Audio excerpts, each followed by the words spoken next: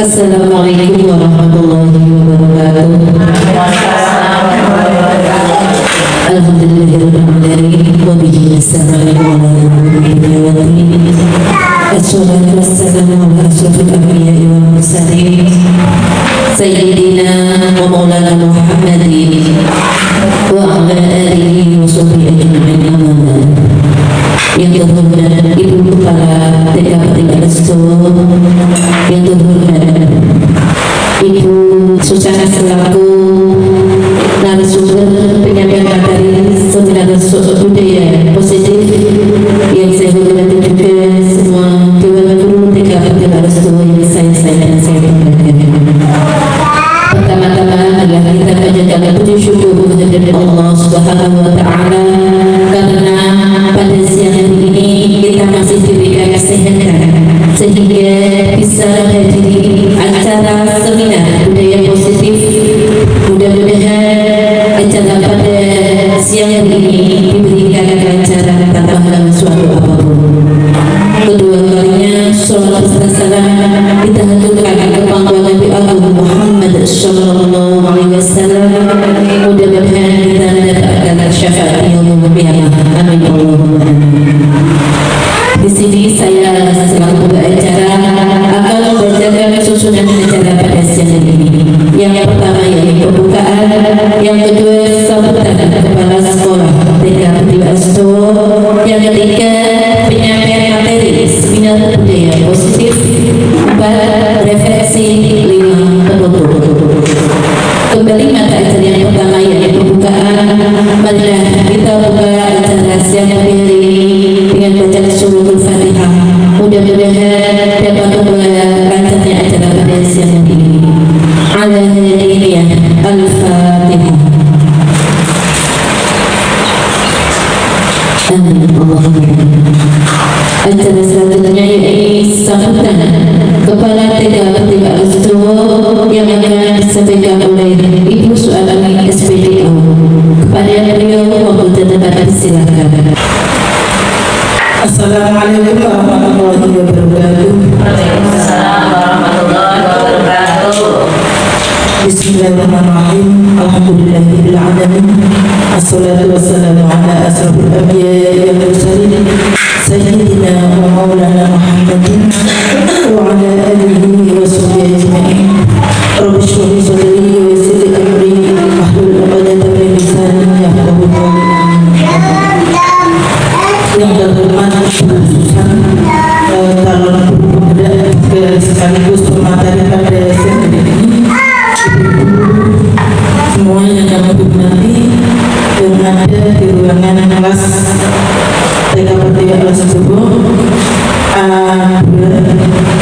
Pertama kali marilah kita panjatkan syukur kehadirat Allah Subhanahu wa Ta'ala karena berkat limpahan rahmat dan hidayahnya sehingga kita dapat berkumpul pada siang hari ini.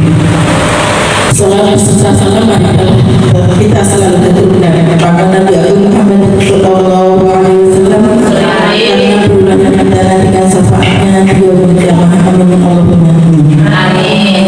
Ibu yang kami hormati, saya selaku kepala sekolah mendukung sepenuhnya dengan kegiatan TKP yang pada tahun ini TK kami yang mendapat pertama kali mendapat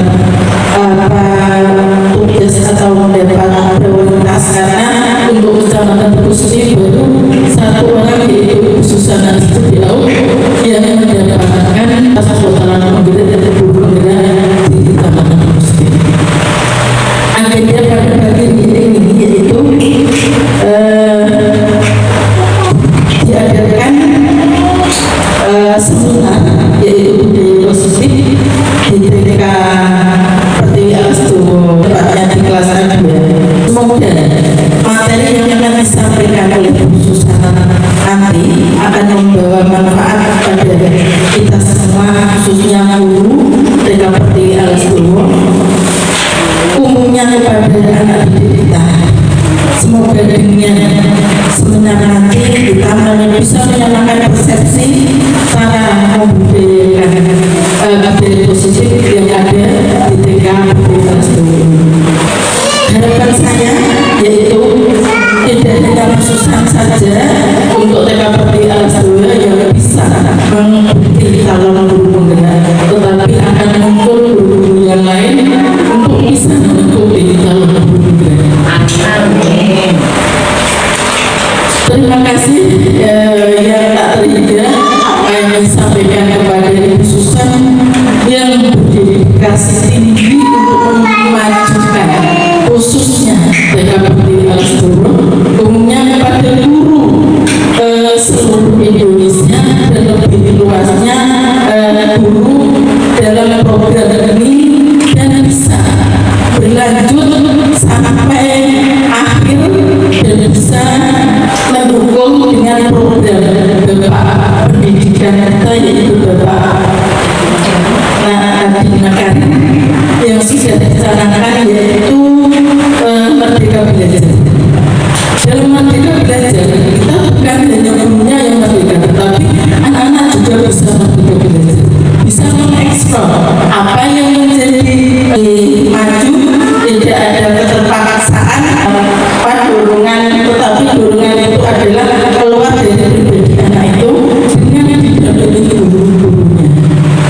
Sekali lagi harapan itu akan kita harapkan bukan hanya pada gurunya, anaknya, semuanya, bukan di TK saja, tapi TK mengikuti TK Kecamatan Gusti, ke kabupaten dan lebih luasnya ke TK seluruh Indonesia.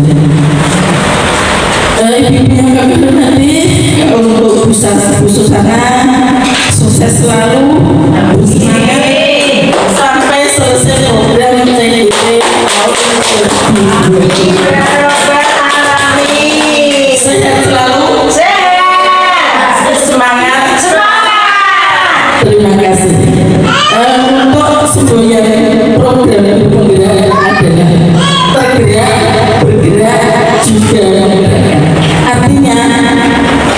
Artinya yaitu tergerak, kita tergerak dari hati kita, yaitu kita berusaha bagaimana kita bisa bergerak untuk menjadi guru penggerak. Setelah kita menjadi guru penggerak, kita dapat menggerakkan ke semua lini guru. Terima kasih. Tepuk tangan untuk Susan. Akhirnya, wassalamualaikum warahmatullahi wabarakatuh.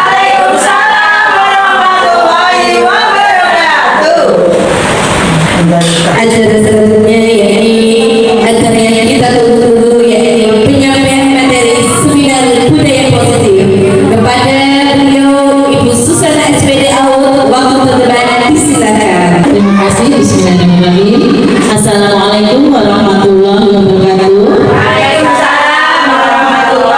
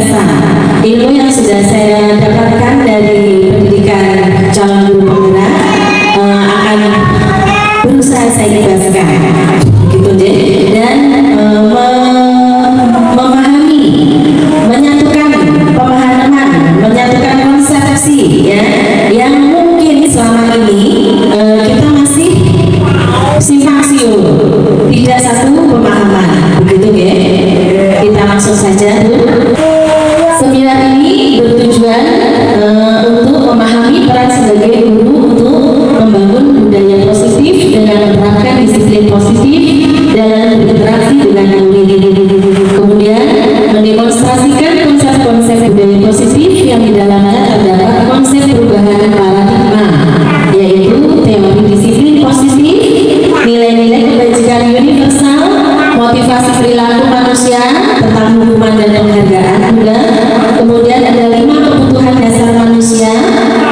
Kemudian posisi kontrol restitusi, keyakinan kelas atau sekolah, dan segitiga restitusi. Kemudian tujuan selanjutnya adalah menerapkan budaya positif yang mempengaruhi ekosistem sekolah aman dan berpihak pada murid ini seperti yang sudah ditentukan Bu Kepala Sekolah kita tadi ya. Jadinya ini saatnya murid itu merdeka, bukan dari dalam gurunya yang mengatur, tapi muridnya yang merdeka. Begitu deh. Kemudian tujuan berikutnya adalah melakukan refleksi dan evaluasi tentang budaya positif untuk mendapatkan pemahaman baru terkait konsep budaya positif ini untuk menciptakan murid sesuai dengan profil pelajar Pancasila yang selama ini sudah kita terapkan, gitu ya Bu. Waktu kita nanti pembukaan kita sudah buka dengan pembawa acara 5 menit, kemudian doa juga sudah dilakukan yaitu sebanyak 2 menit, kemudian sambutan oleh Ibu Kepala juga sudah, kemudian kesepakatan materi itu ada 5 menit, kemudian materinya ada 5 Bu. Nah, kita di materi pertama yaitu konsep pendidikan menurut Ki Hajar Dewantara yang saya singkat KHD Bu, biar tidak kepanjangan ya Bu. Saya singkat KHD itu Ki Hajar Dewantara sebanyak nanti 5 menit, kemudian budaya positifnya 75 menit. Kemudian yang ketiga terkaitan budaya positif dengan filosofi Ki Hajar Dewantara sebanyak 3 menit, dan nanti sesudah ini ada refleksi sedikit sebanyak 10 menit dan penutup 5 menit. Monggo Bu, kita sepakati dulu untuk kegiatan di siang kita hari ini. Kesepakatan pertama apa Bu? Monggo. Yang pertama mengajukan pertanyaan. Oke, mengajukan pertanyaan Bu. Kemudian kesepakatan selanjutnya saya ingat dulu ya Bu, kesepakatan kita. Oke, kesepakatan kita ada tambahan lagi Bu. Ya, monggo Bu. Diskusi yang menyenangkan. Diskusi yang menyenangkan berarti kita saling menghormati ya Bu.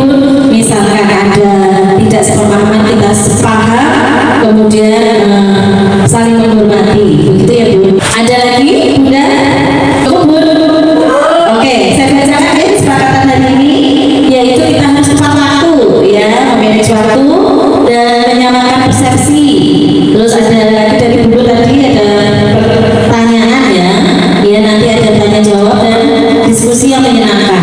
Baik, itu adalah kesepakatan kita. Bunda-bunda setuju ya? Kesepakatan kita ya. Oke, kita sudah tahu kesepakatan kita. Kita berusaha mentaati apa yang sudah kita sepakati bersama. Begitu ya Bu. Oke, kemudian kita yang pertama adalah konsep pendidikan menurut Ki Hajar Dewantara. Ya, pendidikan menurut Ki Hajar Dewantara adalah memberi tuntunan terhadap segala kekuatan kodrat yang dimiliki anak agar ia mampu mencapai keselamatan dan kebahagiaan yang setinggi-tingginya, baik sebagai seorang manusia maupun sebagai anggota masyarakat. Kemudian saya mau tanya sama Bunda.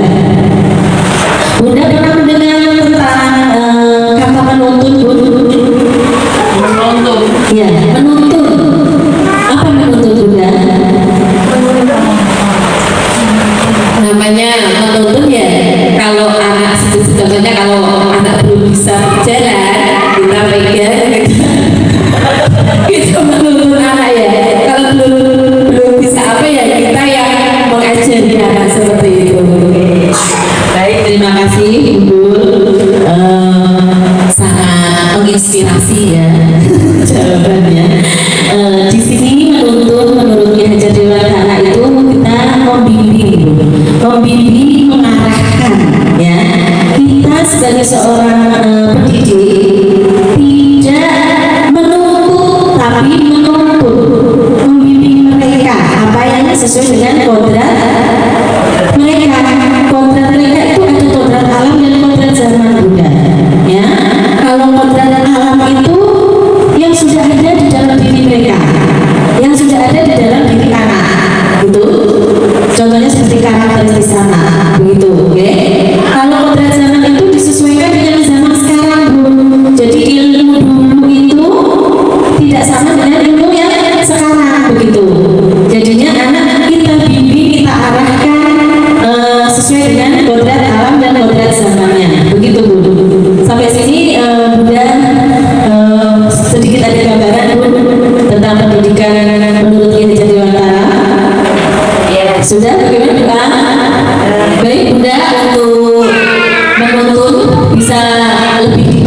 bisa untuk kata menuntun menurut Ki Hajar Dewantara Bunda?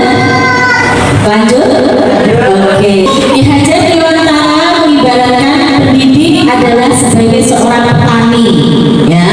Anak-anak itu seperti biji tumbuhan yang disemai dan ditanam oleh petani di lahan yang telah disediakan, yaitu diri si anak tersebut yang merupakan kodrat alam. Nih Bu, ya, lahan itu diibaratkan sebagai anak itu sendiri, ya. Kemudian bila benih padi atau biji jagung ditempatkan pada tanah yang subur dengan mendapatkan sinar matahari yang cukup dan mendapatkan pengairan yang baik, maka meskipun bibit jagung adalah bibit yang kurang baik atau kurang berkualitas, akan dapat tumbuh dengan baik karena perhatian perawatan dari seorang petani.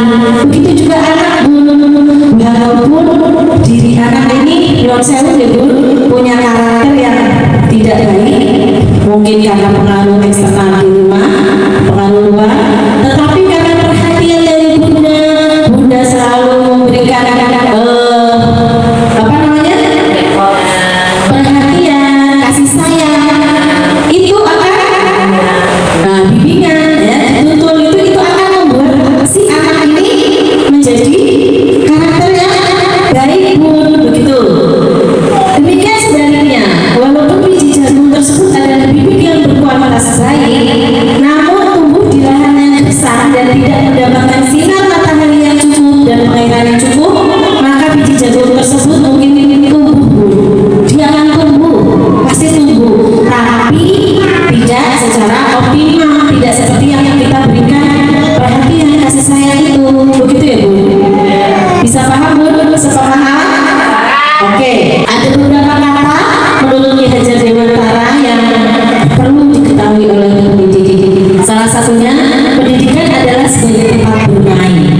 Saya mau tanya, kalau tempat bermain itu Bu, itu yang seperti apa ya Bu? Mestinya yang seperti apa Bu? Tempat bermain itu? Pastinya menyenangkan, aman, terus nyaman untuk diri anak ya Bu. Bahagia yang utama, ya. Oke, kita sepakat berarti tempat pendidikan itu harus tempat untuk bermain anak. Nah, selain tempat bermain yang Ibu sebutkan semua tadi, jadinya anak-anak harus bahagia tanpa tekanan. Oke Bu? Oke. Kemudian pendidikan berpusat pada murid. Nah, murid adalah makhluk hidup Bu, bukan makhluk mati, benda mati yang bisa diatur, yang bisa dipaksa, ya. Mereka punya pendapat sendiri, mereka punya keinginan yang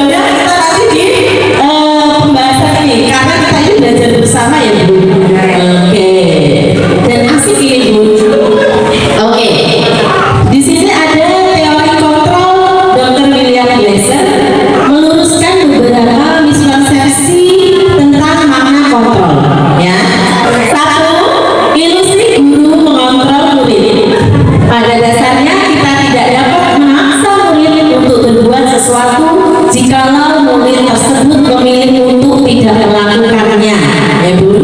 Walaupun tampaknya guru sedang mengontrol perilaku murid, hal demikian terjadi karena murid sedang mengizinkan dirinya ya dikontrol oleh guru itu.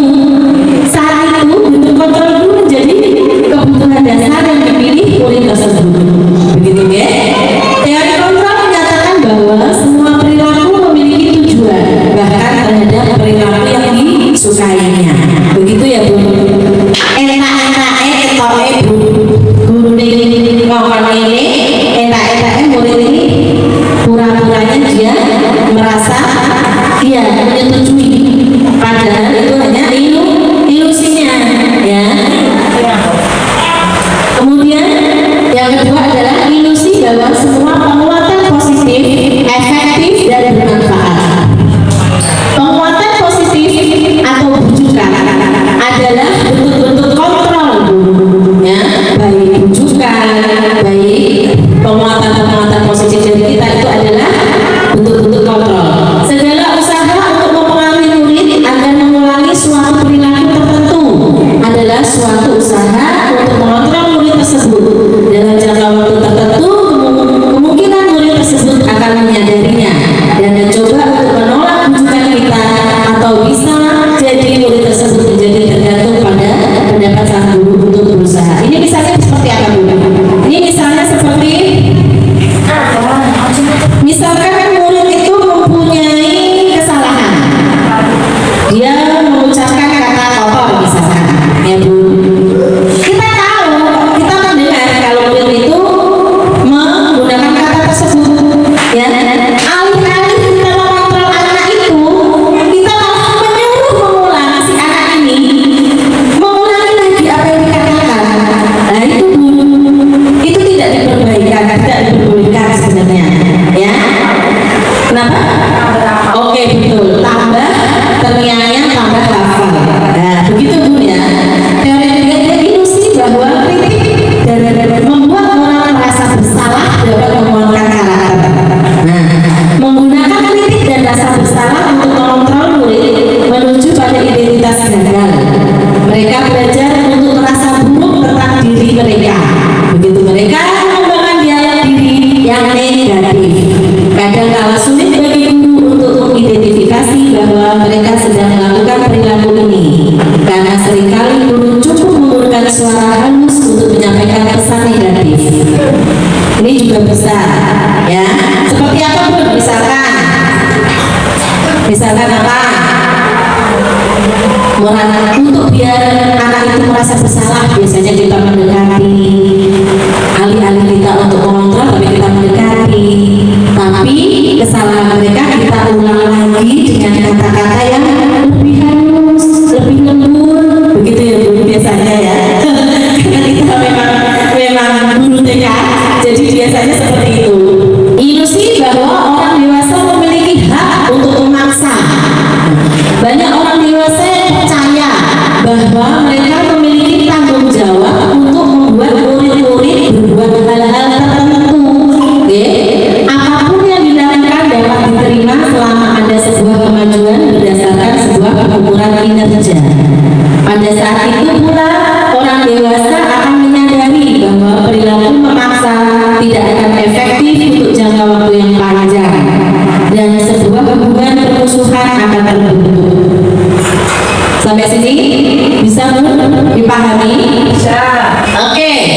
Kemudian kita ke bagaimana seseorang bisa berubah dari paradigma stimulus respon kepada pendekatan teori kontrol Stephen R. Covey.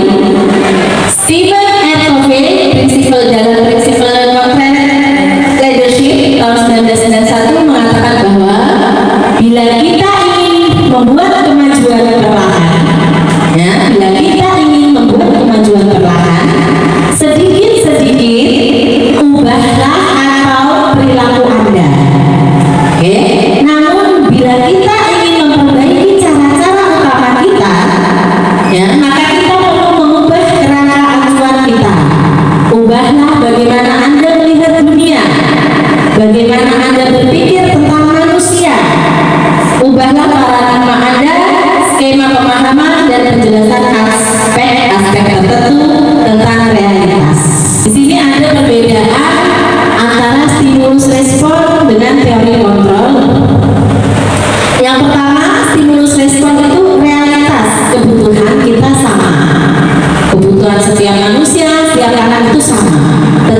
teori kontrol, realitas kebutuhan kita itu berbeda, ya. Masing-masing punya keinginan, punya kebutuhan masing-masing. Semua orang melihat hal yang sama di stimulus SR, ya. Saya singkat saja ya, SR itu. Di SR itu semua orang melihat hal yang sama, tetapi di teori kontrol setiap orang memiliki gambaran yang berbeda, punya pendapat sendiri-sendiri, begitu deh. Kemudian di RS kita mencoba mengubah orang agar berpandangan yang sama dengan kita, podo. Nah, di teori kontrol kita berusaha memahami pandangan orang lain tentang dunia, orang harus podo, gitu deh.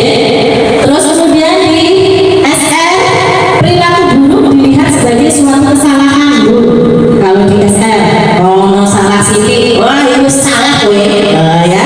Tapi di teori kontrol itu semua perilaku memiliki tujuan, baik yang jelek baik yang buruk maupun yang baik itu mereka melakukannya pasti ada tujuannya, ya Bu, ada alasannya.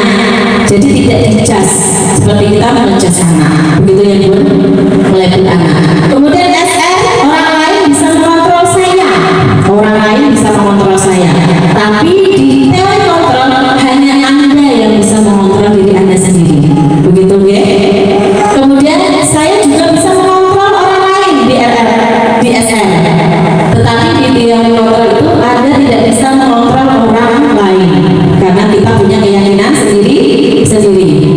Terus SR, pemaksaan ada pada saat bujukan gagal. Di teori kontrol, kolaborasi dan konsensus menciptakan pilihan-pilihan baru. Ada, maksudnya itu ada solusi-solusi, tidak hanya stuck di situ, begitu ya. Kemudian di SR itu model berpikir itu menang atau kalah. Kalau di teori kontrol itu model berpikir kita adalah menang-menang. Saya ada pertanyaan sedikit, saya beri 30 detik untuk bunda-bunda berpasangan ya dengan sebelahnya. Yang pertama adalah Anda dan teman Anda akan melakukan kegiatan cobalah buka, ya. Anda adalah A, ya. A, tugas Anda adalah mengepalkan salah satu tangan Anda. Coba Anda bayangkan bahwa Anda menyimpan sesuatu yang sangat berharga di kepalan tangan Anda. Pura-puranya ini ada sesuatu hitam berberlian ya Bu, kita kepal, ya. Anda perlu menjaga benda tersebut sekuat tenaga Anda, karena begitu pentingnya untuk kehidupan Anda. Ini benda misalnya penting banget untuk Anda, ya. Terus kelompok satunya yang B itu rekan Anda, ya, adalah mencoba dengan segala cara untuk membuka kepala tangan Anda ini. Teman Anda di B boleh membujuk, boleh menghadir, boleh mengintimidasi, piye caranya pokoknya memberi hadiah, memarahi, menggoda, ya Bu. Itu adalah tugas B. Nah, boleh mengkritik, bahkan sampai menawari uang, boleh, ya. Terus cobalah lakukan kegiatan tersebut di atas dengan B secara bergantian, tapi nanti kita tidak usah bergantian, salah satu saja, begitu ya. Monggo kita beri 30 detik dari sekarang, Bu, silakan. Oke, terima kasih Bunda. Tepuk tangan untuk kita semua. Ada pertanyaannya dengan kita praktik tadi sebagai penyegaran. Ini berhubungan dengan teori tadi ya, William Lessing yang kita pelajari, ya, yang kita pelajari hari ini. Terus pertama, apakah Anda atau B tadi Bu Zul dan Bu Ana, ya, apakah B membuka kepala Anda, kepala tangan Anda? Mengapa alasannya? Kenapa Bu kok Anda tidak bisa, tidak mau membuka kepala Bu Ana? Monggo Bu, kenapa? Berkaitan dengan teori tadi.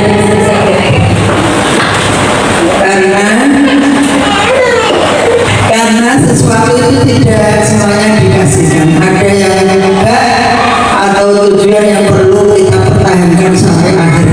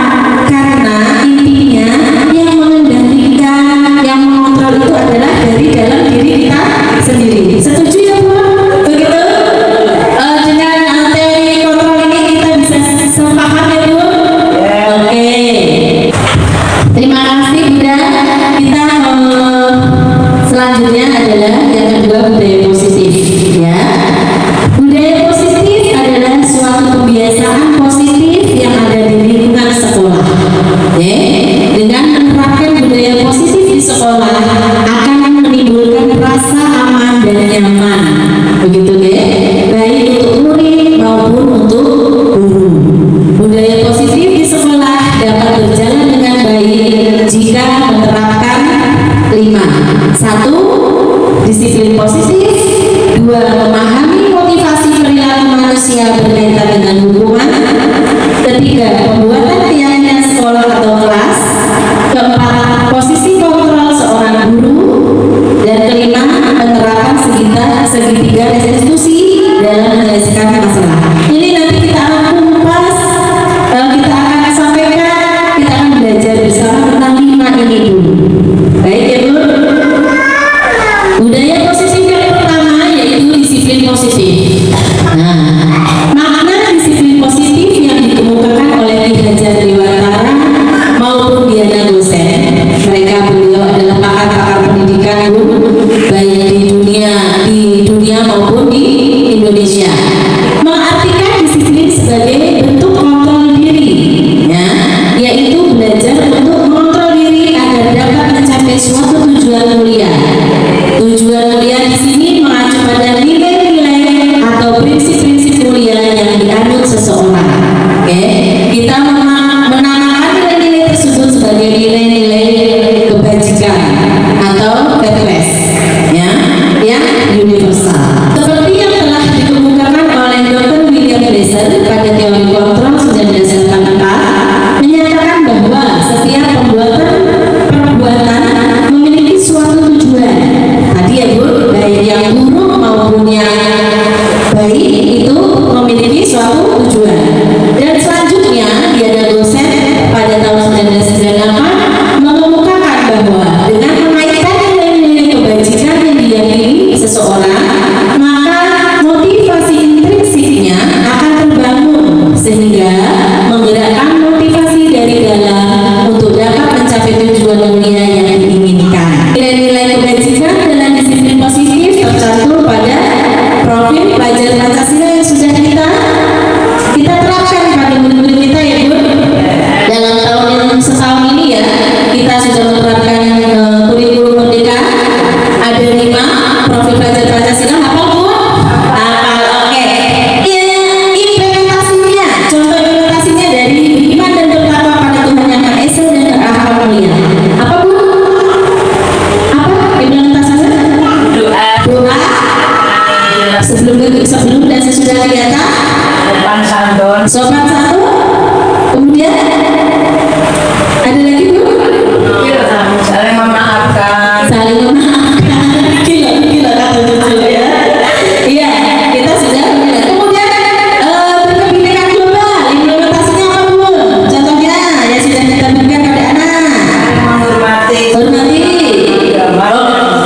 Oke, itu masuk ke beriman dan bertakwa. Yang yang berkebinekaan global. Misalkan Bu? Bisa Bu. Kemudian yang ketiga adalah gotong royong. Apa implementasi kita di kegiatan di TK? Kerja bakti. Kemudian Saling membantu. merapikan mainan. Oke. Ada lagi Bu? Berbagi. Bekal. Oke. Kemudian mandiri Bu. Mandiri implementasinya apa Bu? Menurut diri sendiri memakai sepatu. Oke, memakai sepatu. Oke, ternyata juga sudah ya. Yang kelima kreatif. Monggo yang kreatif. Kreatif, anak dibiasakan untuk mempunyai pendapat sendiri dan ekspresi dalam bentuk hasil karya. Oke, betul ya. Kemudian benaran kritis. Implementasikan, monggo.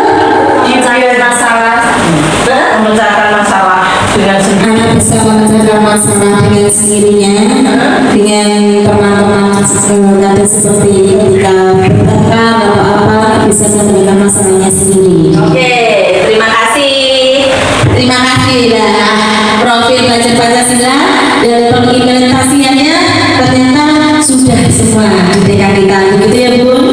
Insya Allah akan berkembang terus, begitu ya. Amin. Disiplin positif mengajarkan murid bertanggung jawab dan menumbuhkan kesadaran diri berdasarkan nilai-nilai kebajikan. Nilai-nilai kebajikan tadi ya Bu, sesuai profil pelajar Pancasila.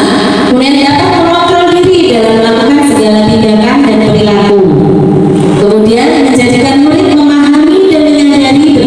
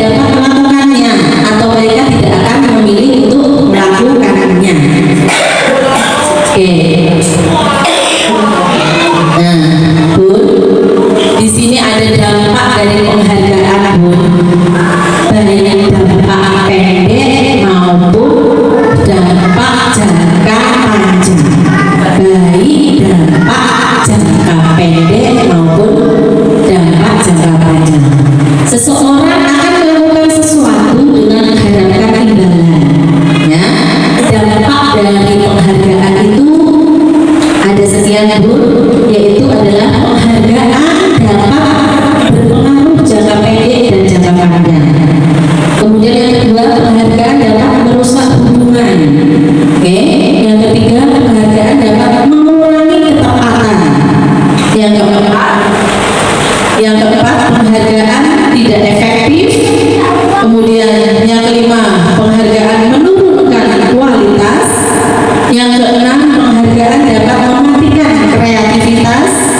Yang ketujuh, penghargaan menghukum dan motivasi dari dalam diri atau intrinsik. Kita kupas ya Bu satu-satu. Nah, ini adalah pengaruh penghargaan jangka pendek dan jangka panjang. Penghargaan efektif jika kita menginginkan seseorang melakukan sesuatu yang kita inginkan dalam jangka waktu yang pendek. Ya, jika kita menggunakan penghargaan lagi dan lagi, maka orang tersebut akan tergantung pada penghargaan yang diberikan serta kehilangan motivasi dari dalam. Ya, jika kita mendapatkan penghargaan untuk melakukan sesuatu yang baik, maka selain kita senantiasa berharap mendapatkan penghargaan tersebut lagi, kita pun menjadi tidak menjadi tindakan baik yang kita lakukan. Ini misalkan ke anak Bu, kita memberikan penghargaan kepada anak, begitu ya. Dalam jangka waktu pendek, anak itu akan nurut Bu, dan mereka akan berpikir seperti ini. Aku apa yang kau ini? Untuk hadiah kau dulu. Nah, itu dalam jangka waktu pendek dia akan seperti itu. Tapi nanti setelah tidak diberi penghargaan, dia bagaimana Bu? Motivasinya akan berkurang, ya. Kemudian penghargaan merusak hubungan. Nah, ketika seorang diberi penghargaan atau dipuji di depan orang banyak Bu, maka yang lain akan merasa iri, ya. Dan sebagian dari mereka akan tidak menyukai orang yang diberikan penghargaan tersebut. Jadi, misalkan ada anak satu diberi penghargaan di depan, gitu, kemungkinan anak-anak lain akan merasa iri, ya, dan tidak menyukai sama anak yang diberi itu Bu. Ya. Terus jika seorang guru sering memberikan penghargaan kepada murid-muridnya, besar kemungkinan murid-muridnya termotivasi hanya untuk menyenangkan gurunya Bu. Ya. Mereka tidak akan bersikap jujur kepada guru tersebut. Misalkan Bu Zul maju memberikan alat peraga, menanyakan pada anak, iya, peraga pada anak. Anak-anak, ini buatan alat peraga Bu Zul, bagus apa tidak? Karena dia merasa nanti jawabannya akan diberikan hadiah, pasti walaupun maaf ya Bu, walaupun itu alat peraganya kurang baik, pasti dia akan bilang bagus, baik, karena dia merasa mau mendapatkan hadiah.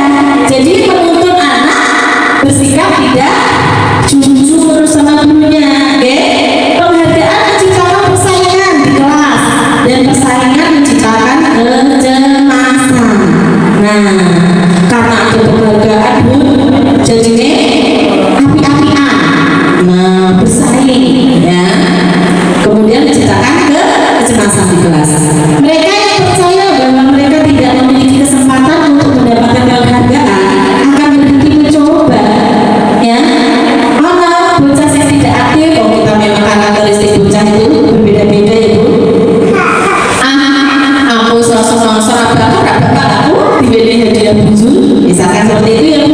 Jadinya dia berhenti untuk mencoba, tidak mau mencoba lagi. Begitu ternyata ya Bu. Kemudian penghargaan mengurangi ketepatan. Ini ada dua buah riset Bu.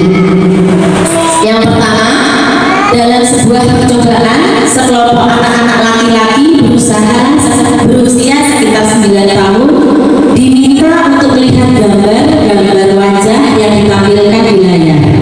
Oke, dan mereka harus memberitahu jika wajah-wajah tersebut sama atau berbeda. Gambar tersebut hampir sama. Beberapa dari mereka diberi penghargaan dalam bentuk uang. Oke, pada saat mereka memberikan jawaban benar, sementara sebagian yang lainnya tidak diberi penghargaan. Hasilnya Bu mencengangkan sekali ya. Hasil dari riset itu anak laki-laki yang dibayar menggunakan uang ya akan membuat lebih banyak kesalahan daripada anak-anak yang tidak dibayar Bu.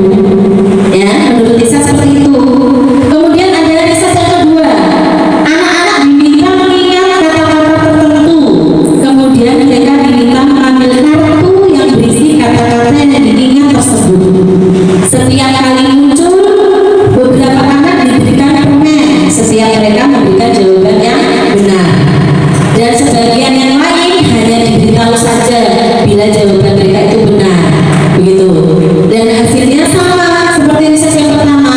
Anak-anak yang mendapatkan permen jawabannya banyak yang tidak tepat dibandingkan anak-anak yang banyak yang hanya dibantu diberitahu jawabannya benar. Begitu ya Bu. Penghargaan tidak efektif Bu. Suatu penghargaan adalah suatu benda atau peristiwa yang diinginkan yang dibuat dengan persyaratan. Hanya jika Anda melakukan hal ini maka Anda akan mendapatkan penghargaan yang diinginkan. Begitu. Jika saya mengharapkan suatu penghargaan dan tidak mendapatkannya, maka saya akan kecewa dan berkecil hati serta kemungkinan lain kali saya tidak akan berusaha sekeras sebelumnya. Itu. Kemudian jika kita memberikan seseorang suatu penghargaan untuk melakukan sesuatu, maka kita harus terus-menerus memberikan penghargaan itu. Dan jika kita ingin orang tersebut meneruskan perilaku yang kita inginkan, nih ya Bu, kalau jadinya kepengen orang itu nurut sama kita terus-menerus, kita juga akan terus-menerus memberikan penghargaan tersebut pada orang itu. Rugi nggak Bu? Capek nggak Bu? Capek Bu. Oke. Orang yang berusaha berhenti merokok misalkan, itu Pak, jenengan berhenti merokok Pak, nak jenengan berhenti nanti tak beri uang misalkan, ya begitu ya misalkan. Ya Bapak ini ya berhenti merokok saat anak ini memberikan uang. Jika uang yang beredar tidak diberikan, rokok lagi kan. Nah seperti juga dengan anak sama ya. Anak ini akan melakukan sesuatu jika diberi penghargaan. Kalau enggak ya wis mandek. Penghargaan menurunkan kualitas. Nah, pengamatan dilakukan pada sekelompok mahasiswa yang sedang kerja praktik di sebuah surat kabar di universitas. Saat itu mereka sedang belajar menuliskan sebuah artikel tentang sebuah judul berita utama. Seiring waktu, mahasiswa tersebut semakin mampu bekerja dengan cepat. Kemudian ada beberapa mahasiswa yang dibayar untuk setiap judul berita utama yang mereka mampu hasilkan, ya dibayar ada beberapa ya. Dan setelah beberapa lama mahasiswa yang dibayar ini, hasil kinerjanya berhenti berkembang Bu. Nah, dia berhenti berkembang. Mereka yang tidak diterima bayaran terus berupaya mengasah diri mereka lebih baik. Yang tidak dibayar dia akan berusaha sekeras tenaga untuk menghasilkan judul yang baik. Tapi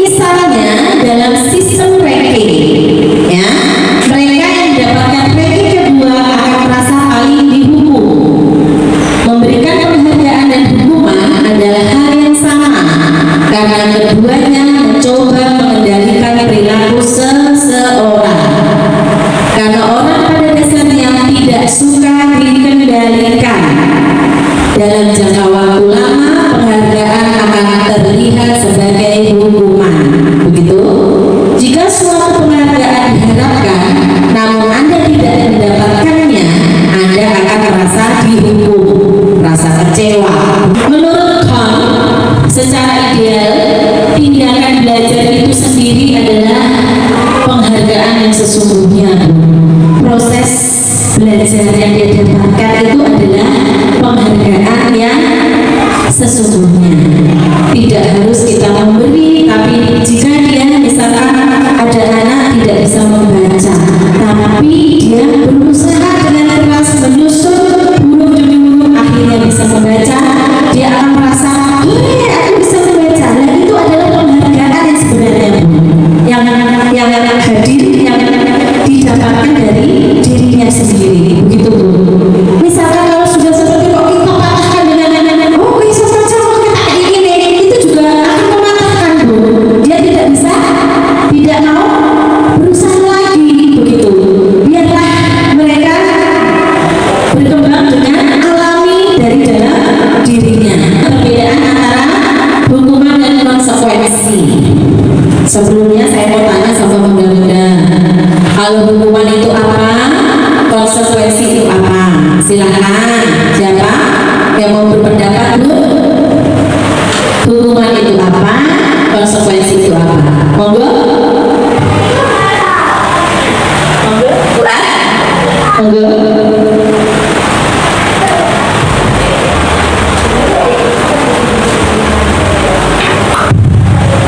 Kalau hukuman, menurut saya ini ya, kalau hukuman itu sifatnya itu memaksakan, tapi kalau konsekuensi itu kesadaran dari diri. Terima kasih. Oke, terima kasih dari Bu A. Ada lagi yang lain Bunda? Siapa? Monggo, Bu A.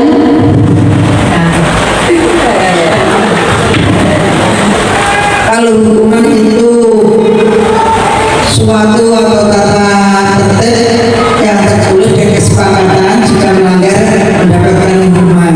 Kalau konsekuensi adalah menerapkan disiplin sebab dan akibatnya. Oke, terima kasih atas jawaban dan pendapat Bunda-bunda semua. Oke, kita ulas ya Bu. Di sini ada perbedaan antara hukuman dan konsekuensi, ya Bu. Jika hukuman itu karena dilakukan diatur oleh satu pihak saja, ya dilakukan secara tiba-tiba. Ada anak-anak datang melanggar, dihukum, begitu ya, secara tiba-tiba, begitu. Jika konsekuensi itu dilakukan setelah ada kesepakatan sebelumnya, karena konsekuensi itu sebelum ada konsekuensi kita pasti memiliki kesepakatan Bu, ya. Misalkan di kelas, kesepakatan kelas, kita akan melakukan apa nih di kelas, dan salah satu jika dilanggar, misalkan kita sepakat untuk merapikan mainan, tapi ternyata ada anak yang tidak merapikan mainan.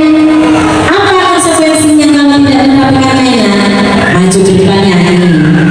Nah, jika pada saat itu dia melanggar tanpa perintah, tanpa apa, dia akan dengan konsekuensi dia akan maju menyanyi, ya Bu. Itu kalau konsekuensi. Baik, kalau hukuman itu sesuatu yang menyakitkan terjadi Bu, karena hanya salah satu pihak, misalkan dari pihak gurunya saja, jadinya ada sesuatu yang menyakitkan, ada rasa sakit hati Bu.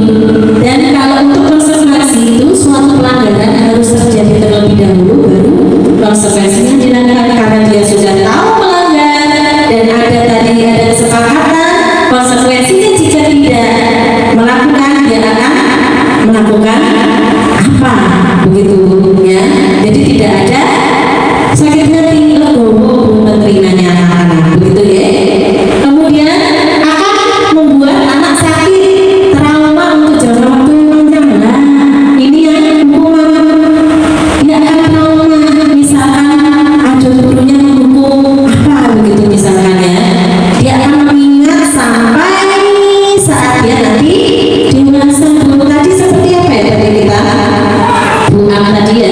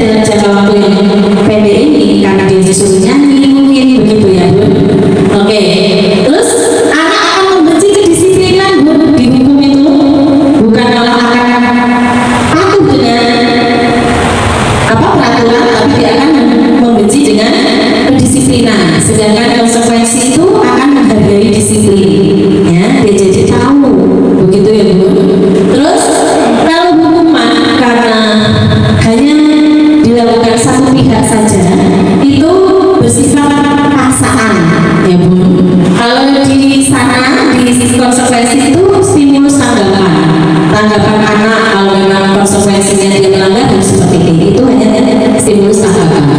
Terus mendorong anak menyakiti diri sendiri, nah Bu, ini yang mengerikan. Hukuman itu akan mendorong anak menyakiti diri sendiri. Wah, aku dihukum kok, aku iso. Iya, frustrasi pun anaknya. Terus kalau di konsekuensi itu mendorong anak untuk berperilaku baik. Nah, dia tahu konsekuensinya, dia berusaha untuk tidak melakukan sebuah kesalahan, ya Bun.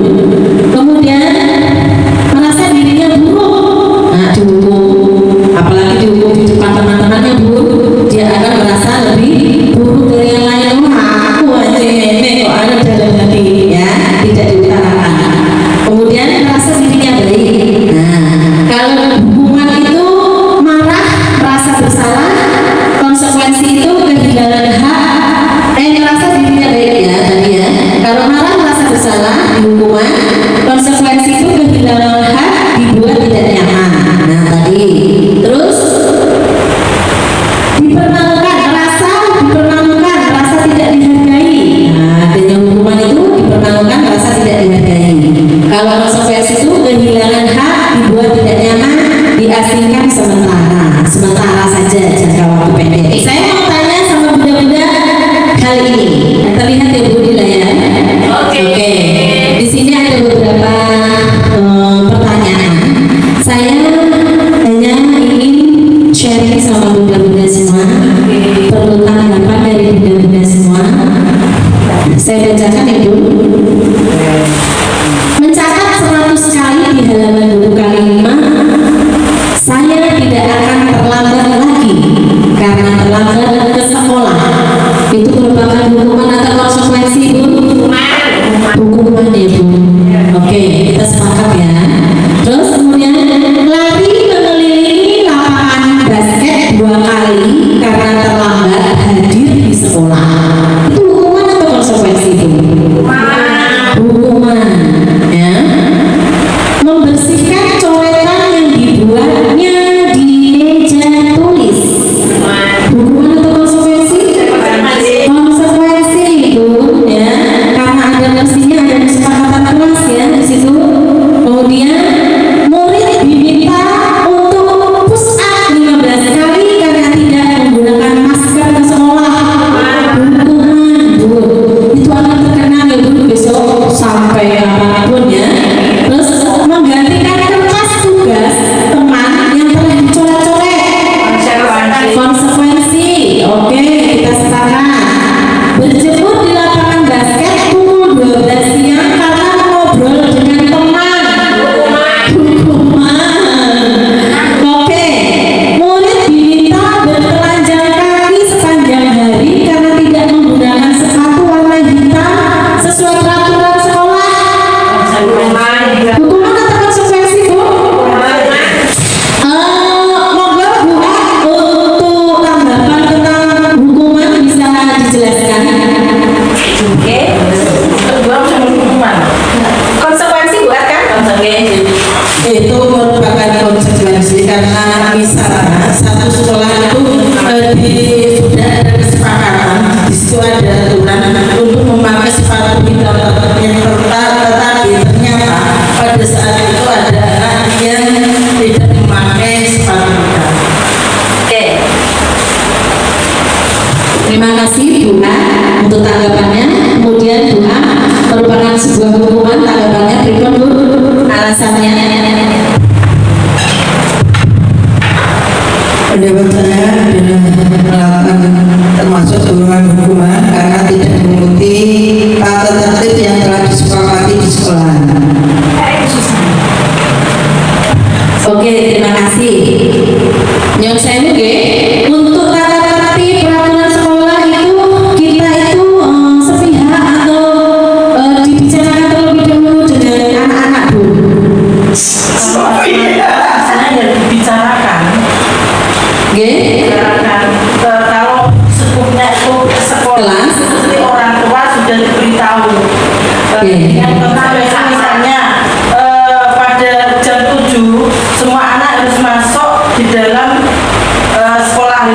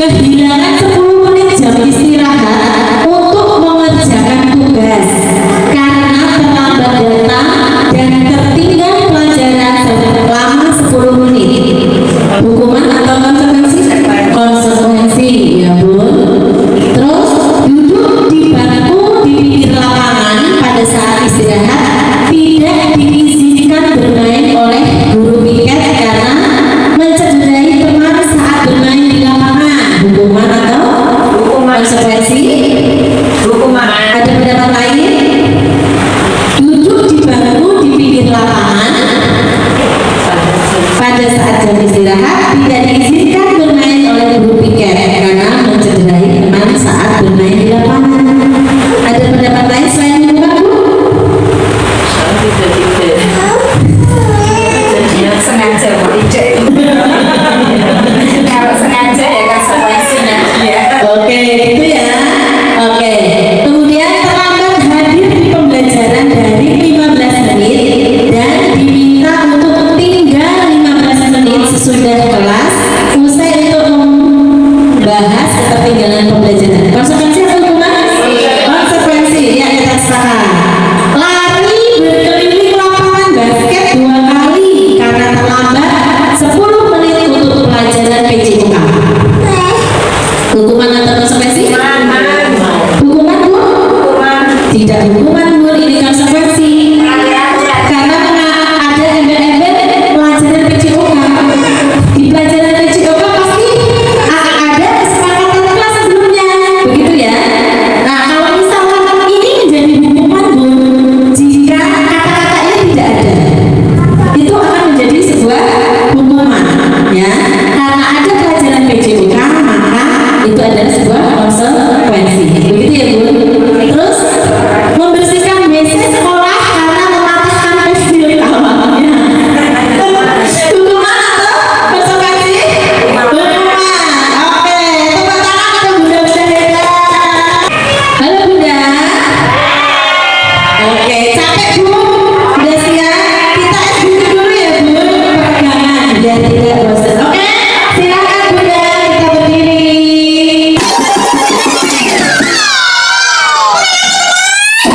Setelah peregangan gimana rasanya Bu? Asik, segar. Oke Bunda, kita lanjut dengan materi kita di siang hari ini, yaitu adalah restitusi. Ya, ada hukuman, ada konsekuensi, dan ada restitusi. Tapi sebelum ke restitusi, saya mau tanya, hukuman dan konsekuensi baik yang mana Bu? Baik yang mana? Konsekuensi ya. Oke, kita ke restitusi. Sebuah cara menanamkan disiplin positif pada murid. Restitusi adalah proses menciptakan kondisi bagi murid untuk memperbaiki kesalahan mereka sehingga mereka bisa kembali kepada kelompok mereka dengan karakter yang lebih kuat. Itu menurut Gosen tahun 2024. Restitusi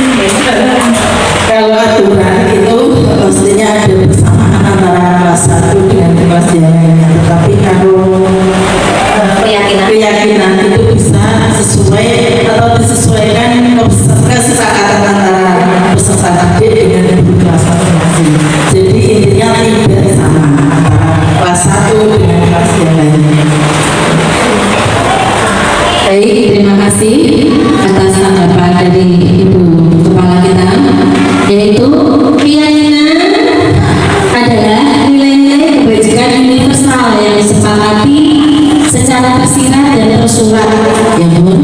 Nilai-nilai kebajikan menekankan pada keyakinan seseorang akan lebih memotivasi seseorang dari dalam, begitu deh.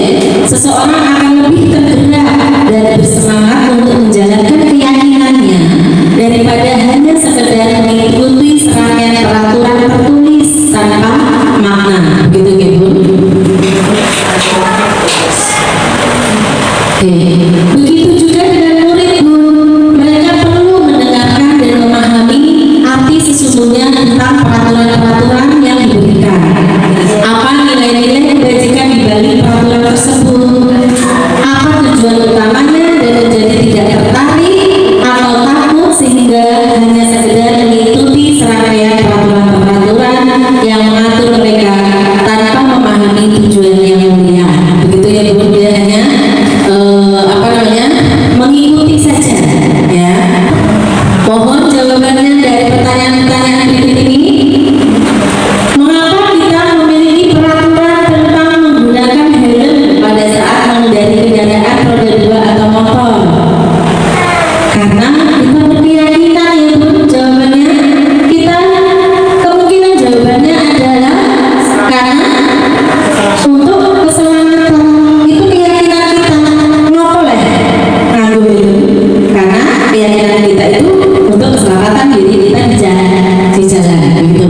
Terus mengapa kita memiliki peraturan tentang penggunaan masker dan mencuci tangan setiap saat? Kemungkinan jawabannya adalah untuk kesehatan dan juga untuk keselamatan. Makanya kita menggunakan masker dan menggunakan mencuci tangan di setiap saat. Begitu ya Bu, bisa dipahami. Ini adalah prosedur pembentukan keyakinan kelas atau sekolah. Mempersilahkan pada sekolah atau murid-murid di sekolah atau kelas untuk bercurah pendapat tentang peraturan yang perlu disepakati dalam sekolah. Di sekolah itu mencatat semua masukan-masukan murid atau warga sekolah di papan tulis atau di kertas besar, ya, di mana semua anggota kelas atau warga sekolah bisa dilihat hasil curahan pendapat. Misalkan keyakinan kelas kita sebelum melakukan pembelajaran bisa saja kita menggunakan papan vinyl, itu bisa. Nanti keyakinan kelasnya ditempel, bisa bunyinya. Terus contoh negatifnya adalah kalimat keyakinan kelas itu ada kalimat-kalimat pengganti. Bentuk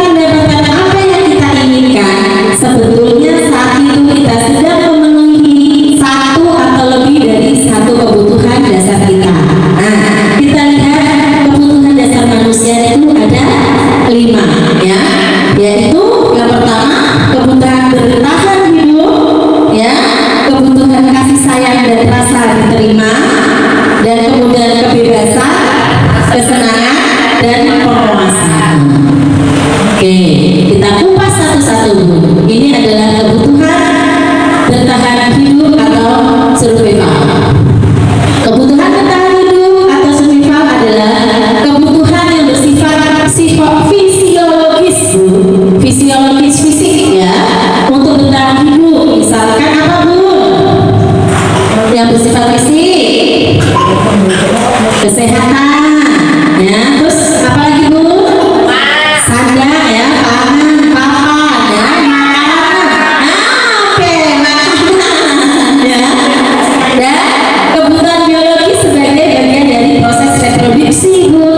Yang biologisnya itu yang proses reproduksi itu loh Bu. Beranak pinak itu juga merupakan kebutuhan bertahan hidup. Kebutuhan yang kedua adalah kasih sayang dan rasa diterima.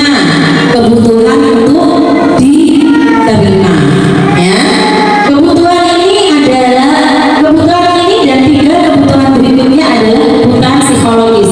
Yang tadi kebutuhan bertahan hidup itu sifatnya fisiologis, yang ini dan seterusnya nanti ke depan adalah psikologis, ya, kebutuhan psikologis. Kebutuhan untuk disayangi dan diterima meliputi kebutuhan akan hubungan dan koneksi sosial, ya. Kemudian kebutuhan untuk memberi dan berterima kasih sayang, dan kebutuhan untuk merasa menjadi bagian dari suatu kelompok. Nah, kebutuhan ini juga meliputi keinginan untuk tetap terhubung dengan orang lain seperti teman, keluarga, pasangan hidup, teman kerja, binatang peliharaan, dan kelompok di mana kita tergabung. Itu merupakan kebutuhan kasih sayang, ya.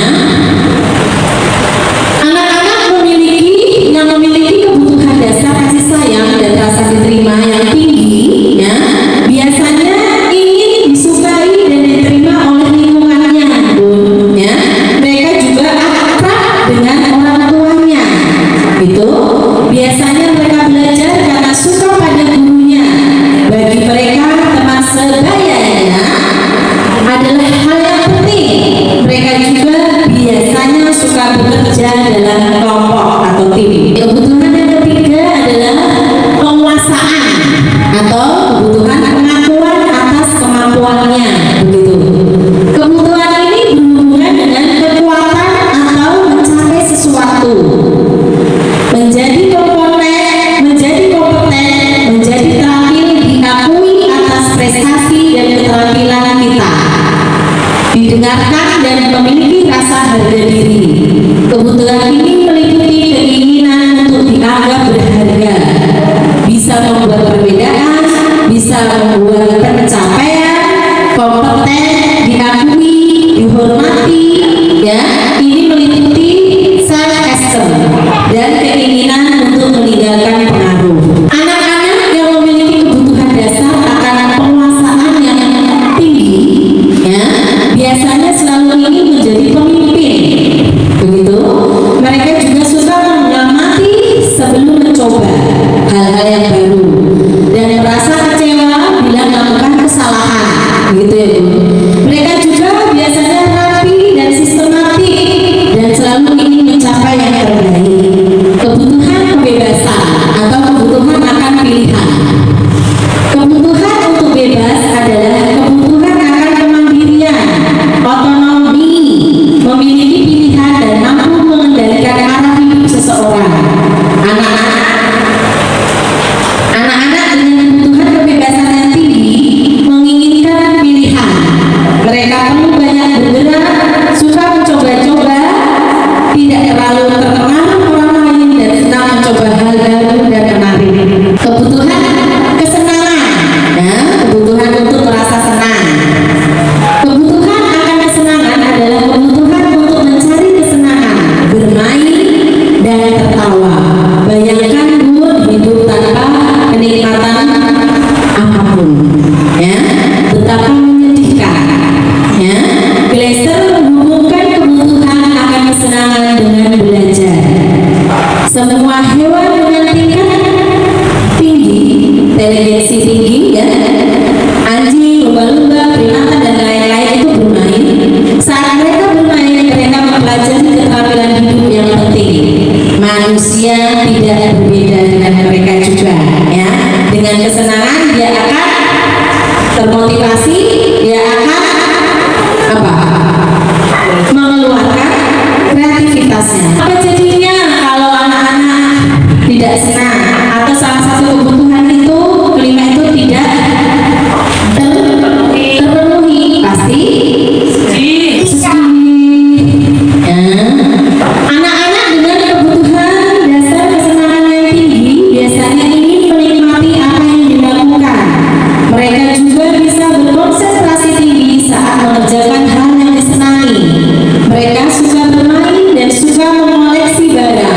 suka bergurau, suka lucu, dan juga menggemaskan.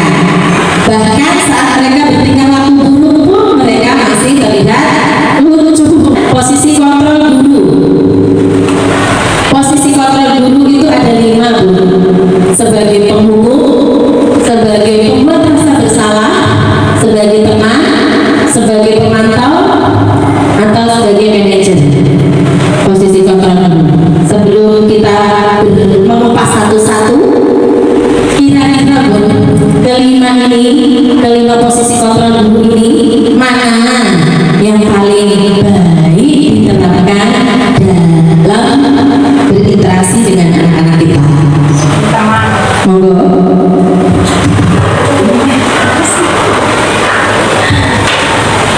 Posisi kontrol yang menurut saya yang terbaik itu sebagai teman untuk anak-anak. Alasannya, Bu?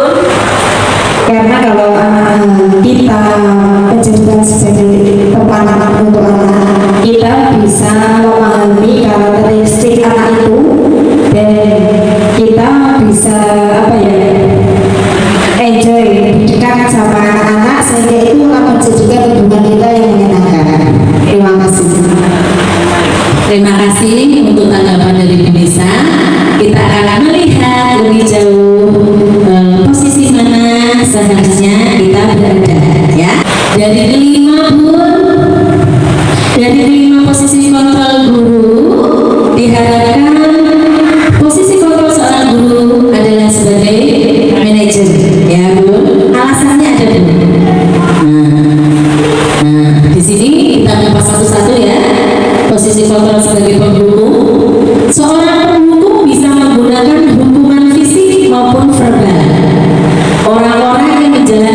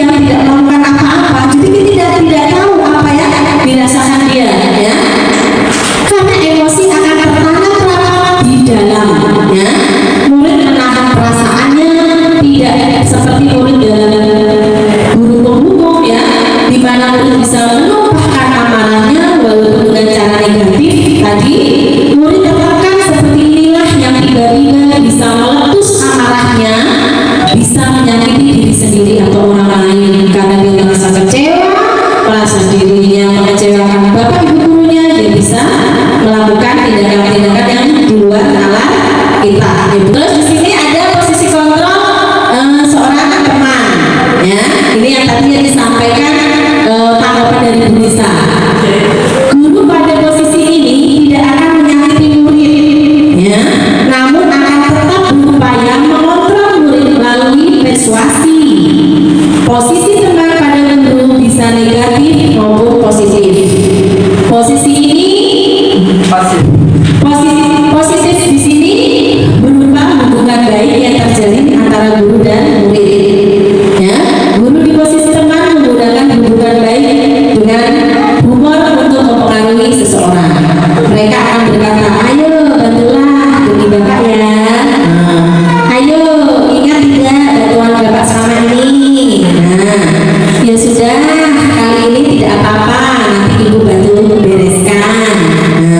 Hal negatif dari posisi teman adalah bila suatu saat guru tersebut tidak membantu, maka murid akan merasa kecewa dan berkata, saya pikir bapak atau ibu adalah teman saya, kok tidak bantu saya. Itu adalah negatifnya ya Bu. Murid merasa dikecewakan dan tidak mau lagi berusaha. Hal lain yang mungkin timbul adalah murid hanya akan berpindah untuk guru tertentu, ya, tidak untuk semua guru, tapi yang guru yang disenanginya saja dan tidak untuk guru lainnya. Murid akan tergantung pada guru tersebut. Posisi kontrol sebagai teman, nada suaranya ramah, akrab dan bercanda, bahasa tubuhnya merapat pada murid, matanya dan senyumannya jenaka biasanya ya, menghibur. Adik ayolah, bagaimana sih kamu kemarin, kamu sudah berjanji ke bapak bukan? Kenapa terlambat lagi? Biasanya begitu sambil tertawa atau bagaimana ya. Ya sudah, tidak apa-apa, dulu nanti bapak bantu kamu ini, gitu ya, sambil senyum-senyum. Bagaimana perasaan murid dengan sikap guru seperti ini Bu? Murid akan merasa senang dan akrab, ya. Ini termasuk dampak yang positif. Hanya saja di sisi negatif murid menjadi tergantung pada guru tersebut. Oke, bila ada masalah, dia merasa bisa mengandalkan guru tersebut untuk membantunya. Akibat lain dari posisi teman, Adi hanya akan berbuat sesuatu bila yang menyuruh adalah Pak Guru A, Bu Guru A, ya, dan belum tentu berlaku yang sama dengan guru lainnya. Begitu ya Bu? Bisa dipahami Bu? Oke Bu. Oke, selanjutnya adalah pemantau. Memantau berarti mengawasi ya Bu. Pada saat kita mengawasi, kita bertanggung jawab atas perilaku orang-orang yang kita awasi, ya. Posisi pemantau berdasarkan pada peraturan-peraturan dan konsekuensi dan menggunakan sanksi atau konsekuensi. Kita dapat memisahkan hubungan pribadi kita dengan murid sebagai seseorang yang menjalankan posisi pemantau. Begitu. Pertanyaan yang diajukan seorang pemantau biasanya peraturannya apa? Gitu ya. Terus anak akan menanggapi gitu. Apa yang telah kamu lakukan? Gitu ya. Sanksi atau konsekuensinya apa? Jika kamu terlambat, gitu ya. Seorang pemantau sangat mengandalkan perhitungan, catatan, data yang dapat digunakan sebagai bukti.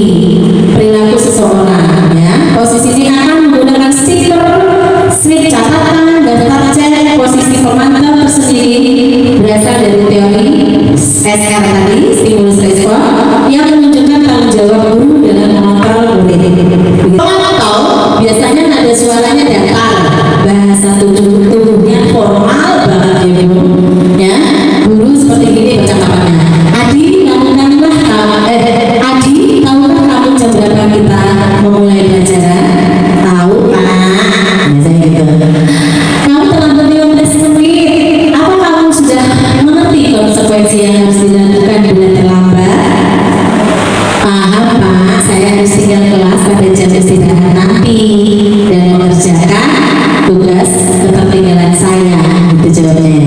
Ya benar, nanti pada saat jam istirahat kamu harus tinggal di kelas untuk mengerjakan tugas yang tertinggal tadi. Saya tunggu ya. Bagaimana perasaan murid Bun diperlakukan seperti ini? Perasaannya bagaimana? Murid akan memahami konsekuensi yang harus dijalankan karena telah melanggar peraturan sekolah, ya. Guru tidak menunjukkan suatu emosi yang berlebihan, menjadi marah atau membuat merasa berbuat salah, ya. Murid tetap dibuat tidak nyaman, yaitu dengan harus tinggal kelas pada waktu jam istirahat dan mengerjakan tugas.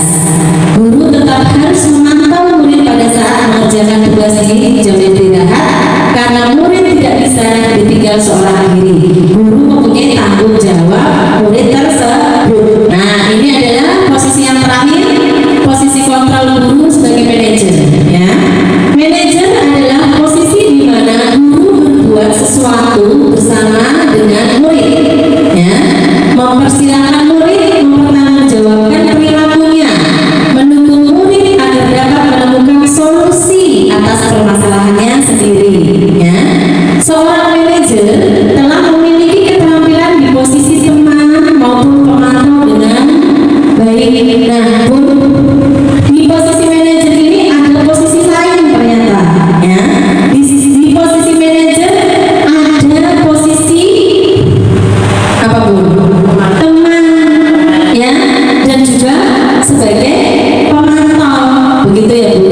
Makanya tadi diharapkan untuk seorang guru itu kita berada di posisi manajer. Ini jawabannya, ya.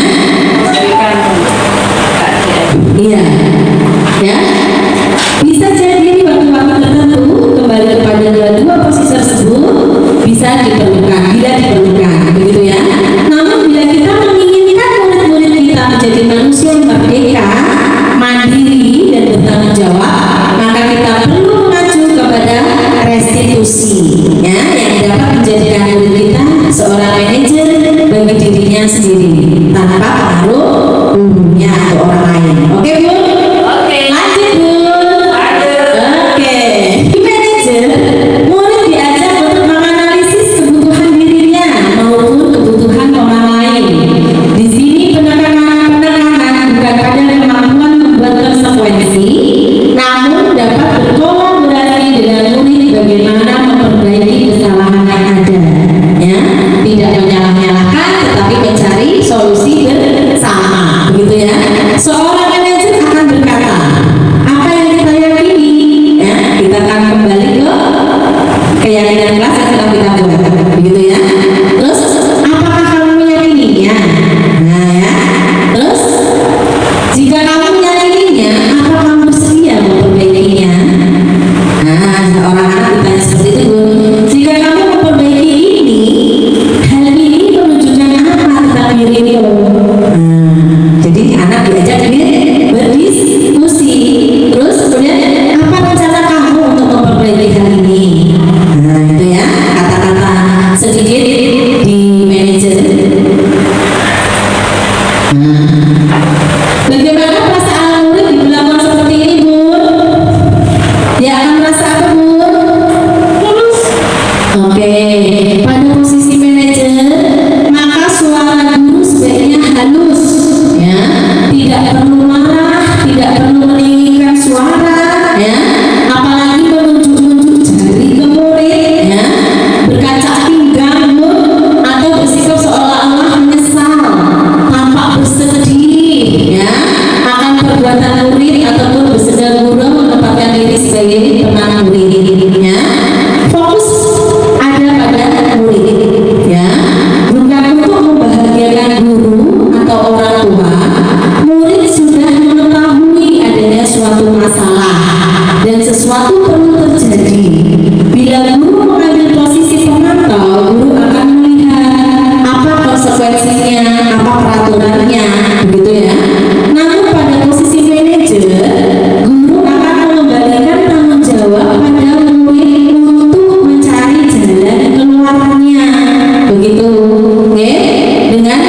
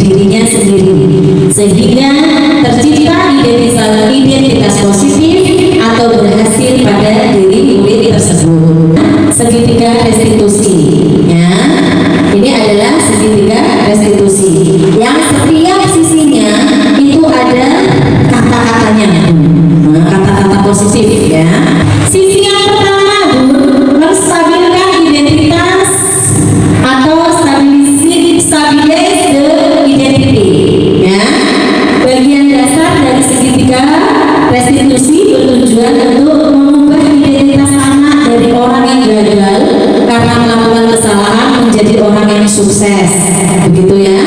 Anak yang melanggar peraturan karena sedang mencari perhatian adalah anak yang sedang mengalami kegagalan.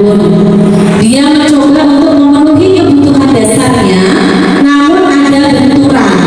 Ya, kalau kita mengkritik dia pada saat itu, ya, maka kita akan tetap membuatnya dalam posisi yang gagal. Kalau kita ingin dia menjadi reflektif, ya, maka kita harus meyakinkan si anak dengan cara mengatakan kalimat-kalimat ini. Berbuat salah itu tidak apa-apa, ya. Tidak ada manusia yang sempurna. Nah, saya juga pernah melakukan kesalahan seperti itu. Ya, seperti itu ya Bu. Kita bisa menyelesaikan ini terus bersama-sama. Nah, Bapak Ibu tidak tertarik mencari siapa yang salah, ya. Tapi Bapak Ibu ingin mencari solusi dari permasalahan ini. Gitu. Kamu berhak kok merasa begitu. Nah, iya.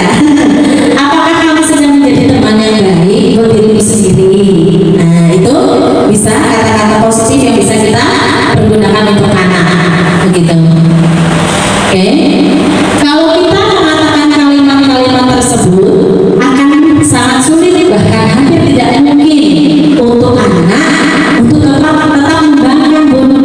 Nah, kita sudah menyampaikan kata-kata tersebut dengan baik. Wes anak ini antem Bu, orang mungkin ini ngoceh kamu nggak mungkin anak itu membanggakan kita, ya.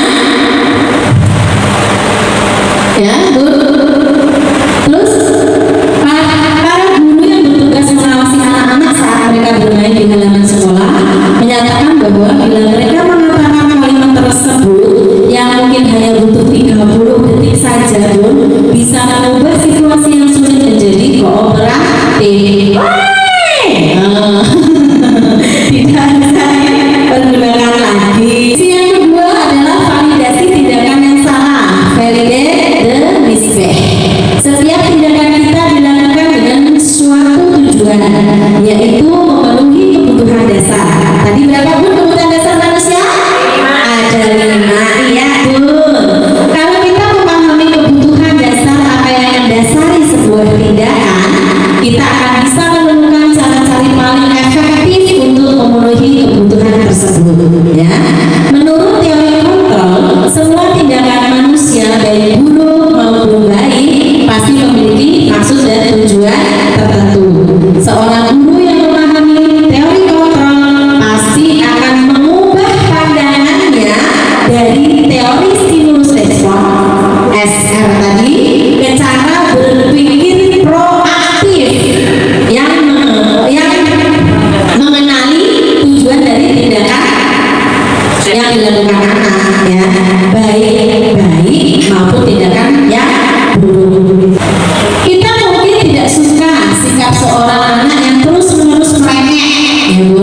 Tapi bila sikap itu mendapat perhatian kita, maka kita telah memenuhi kebutuhan anak tersebut, ya. Kalimat-kalimat di bawah ini mungkin terdengar asing buat guru-guru, ya, buat bunda-bunda. Namun bila dikatakan dengan nada tanpa menghakimi, akan memvalidasi kebutuhan mereka, mengcover, ya,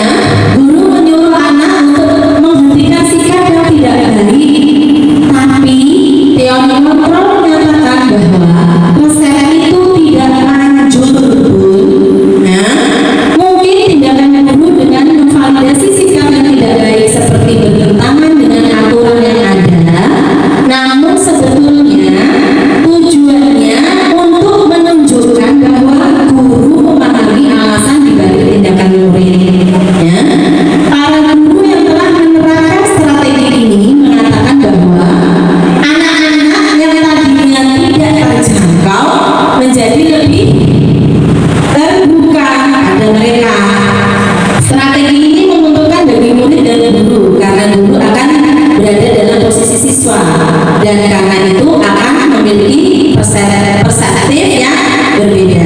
Sisi yang ketiga adalah menanyakan keyakinan, yaitu seek the belief. Ya. Teori kontrol menyatakan bahwa kita pada dasarnya termotivasi secara internal, ya, dari dalam interest tadi sudah termotivasi.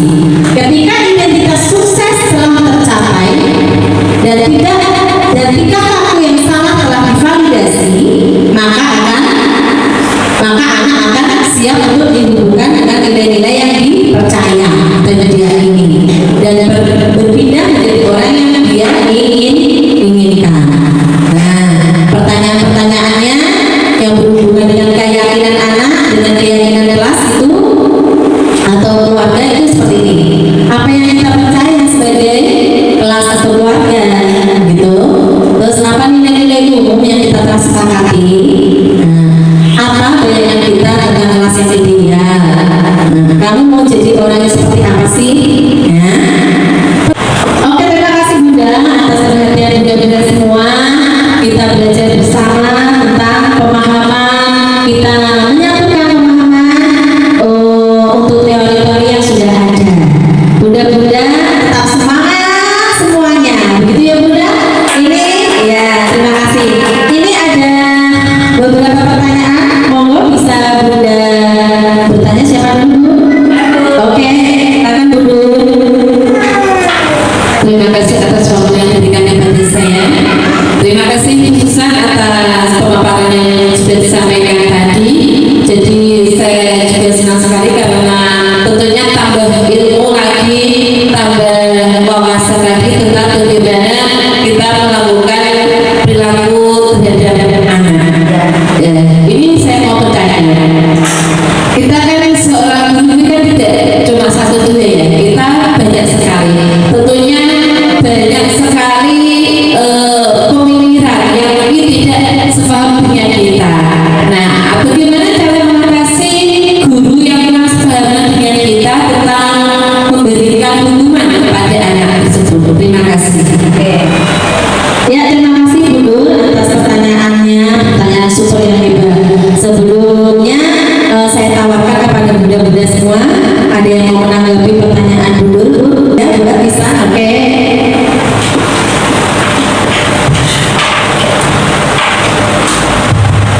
Ada ya pertanyaan dari ibu, karena menghukum itu bagi anak tidak baik, itu ya intinya. Setelah kita belajar tentang teori Gadget Diwantara tadi, kita bisa mengambil kesimpulan yaitu menghukum itu tidak baik. Tetapi di situ ada beberapa institusi dan konsekuensi dan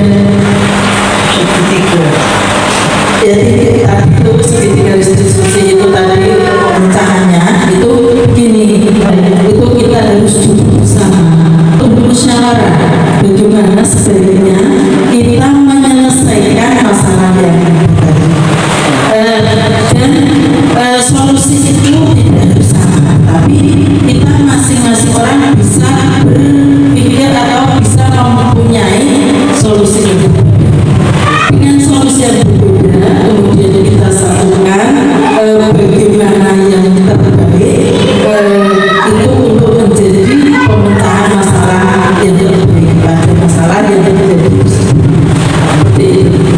Terima kasih atas jawaban yang diberikan Bu Kepala kita. Ya, saya hanya ingin menambah sedikit ya Bu. Ya, selain yang disampaikan oleh Bu A, tentunya kita karena sudah belajar tentang teori-teori yang ada bahwa penghukum itu tidak diperkenankan dalam menghadapi anak, begitu kita menyamakan konsep-konsep yang miskonsepsi tadi, begitu Ibu, bisa begitu, bisa diterima Bu? Oke. Kemudian untuk pertanyaan kedua ada lagi Bu? Oke Bu Zu, silakan. Saya singkat saja ya biar karena waktunya masih siap. Yang saya tanyakan adalah apakah boleh anak itu diberikan penghargaan? Itu saja Bu Susa. Sebelumnya terima kasih.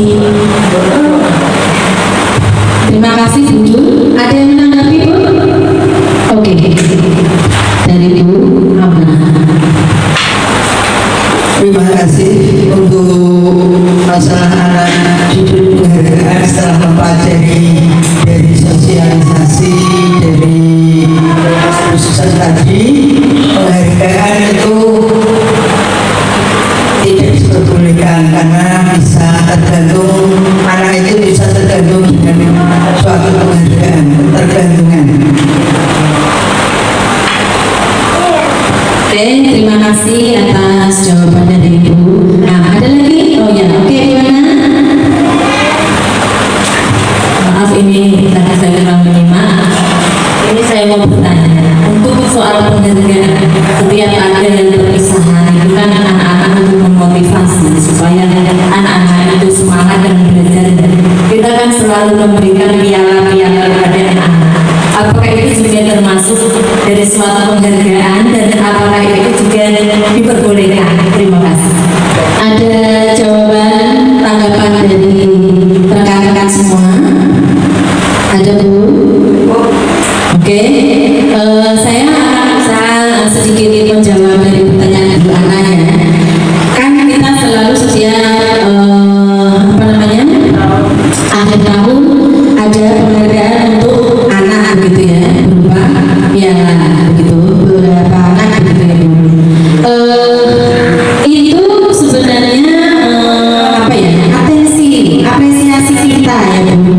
Kan di kelas, di aturan sekolah itu merupakan juga keyakinan kelas kita bahwa juga sudah disampaikan kepada anak-anak begitu ya, bahwa jika anak-anak aktif, anak-anak kreatif ya, nanti akan diberi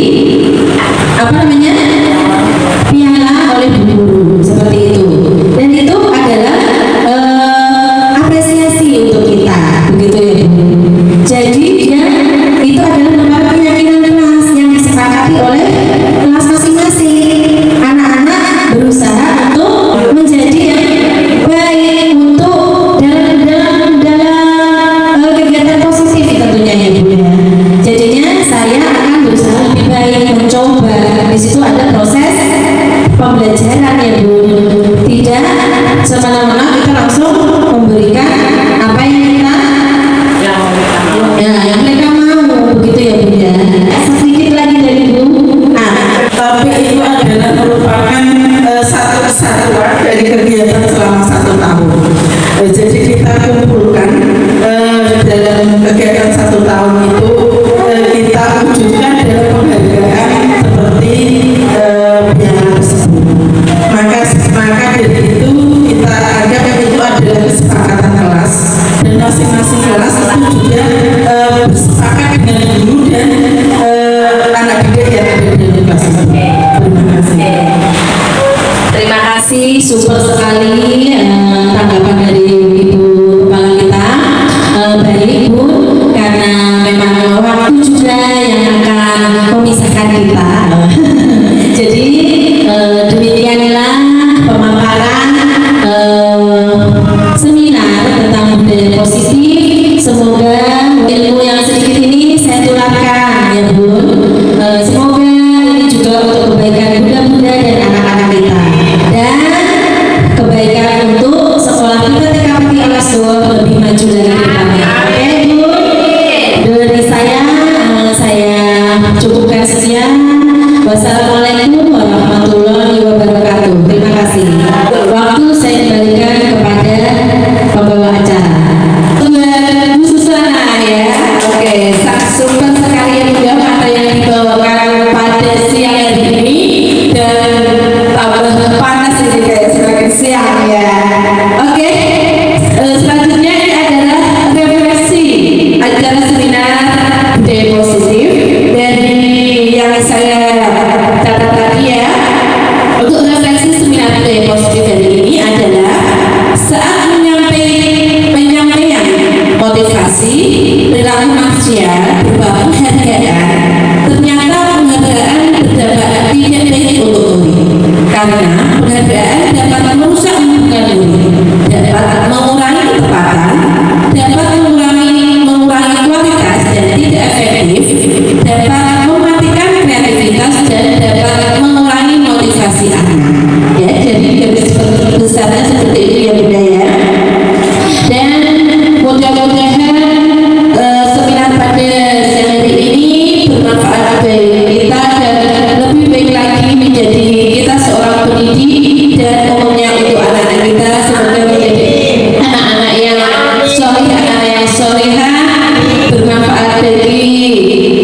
masyarakat